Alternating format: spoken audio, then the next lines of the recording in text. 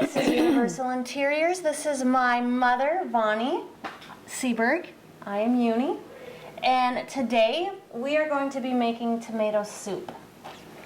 I went for the finest canner I knew in the area, and this is what I found. Paula Deen ain't got nothing on her.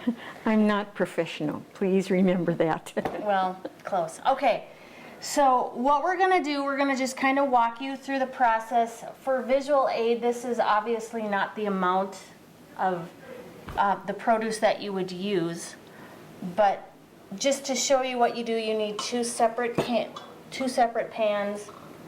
You put the tomatoes in the one, and you saute the onions and the celery. Do you put a little oil in it too? So it's okay. You feel like Paula Deen? No. So You use that's what you have. 6 medium-sized onions and 1 bunch of celery and cut up fine like that. Then you saute it. Okay, and how many tomatoes did you say to use? You use 8 quarts of cut up tomatoes. Okay, and you can measure them. If you get one of these glass, there's cups on one side and quarts on the other, and you want whole tomatoes, correct? Okay, perfect. Cut up. Cut up, and the chunks don't matter, the size of the chunks. Okay.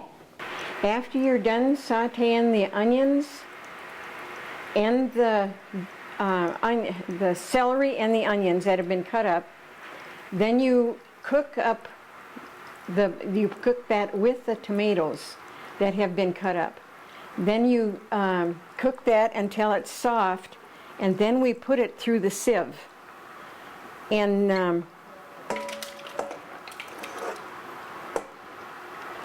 then you got to be careful. So the juice is coming in here, and you have the peelings and the onions. And that's really dry too, so this thing is getting like a lot of the juice. That's awesome.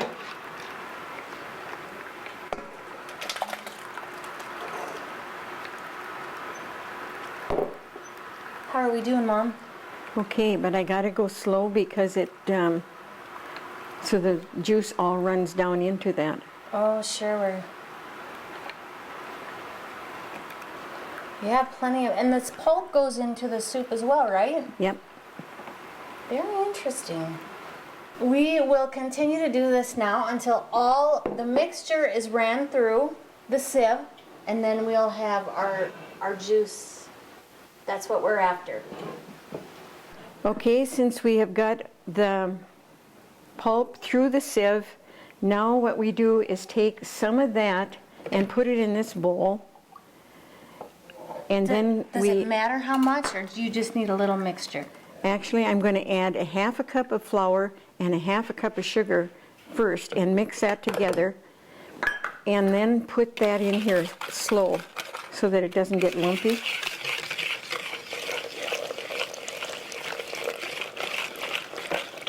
This is a 2-man process. Yeah.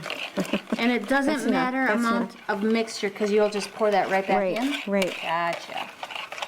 And then you put this butter into, 1 stick of butter into that mixture.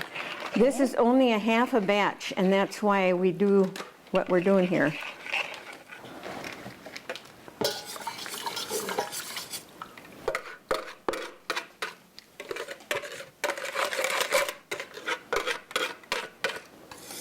Okay, now you put it on the stove to cook. All right. Okay, so we are boiling the mixture, and you said that we boil it till the consistency is what you want, right? Right, like a soup. So, and it's getting pretty thick now. And then while it's boiling, we want to take canning salt, which is very important, right, Mom? Mm-hmm. Canning salt, not sea salt, but 1/8 teaspoon in a 1/2 batch. 1/8 cup. 1/8 cup, I'm sorry. Perfect. That's all right. And while this is boiling, we also want to remind you, you want your canner to start boiling over with water. So that's boiling right now. We did that. We started that boiling process a long time ago. So I wanted to talk to you about that too. All right. Okay, Mom, so tell us, for the final process, tell us why you need to put the lids in boiling water. Because it softens that rim of rubber around there. It softens it enough so that when you put it on the jar, it goes right into it. Okay. Because you can screw this on tight. Okay, so it just encourages the Yep. seal. Mm-hmm. Okay, so, and when you pour this right up, how far do you want it to be to the top? It has to be right here on this rim, otherwise if you get it too full, it doesn't seal good. Good. So right there. Yep.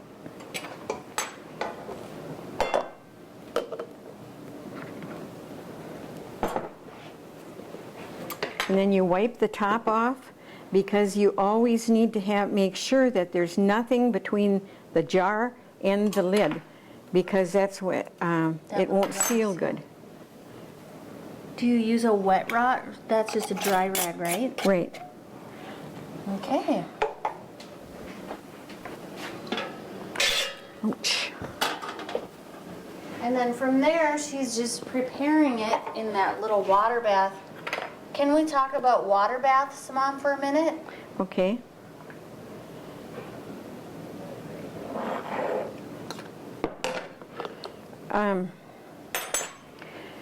You have to have the water bath boiling, and that's when you start to time it. If you bring it to a boil, and then you put these jars in, put the jars down into the water bath, make sure that the jars are covered about that far, and then you let it come to a boil. That's when you start timing it, and you put it in there for 20 minutes. Okay, so right now you're just setting them on the top, I'm though, just right? setting them, yeah. Okay, so we're gonna just keep this process going while you're doing that. I'm gonna just... Yummy, we need to make some grilled cheese sandwiches when we're done with this Yeah. and see how this all turned out for us.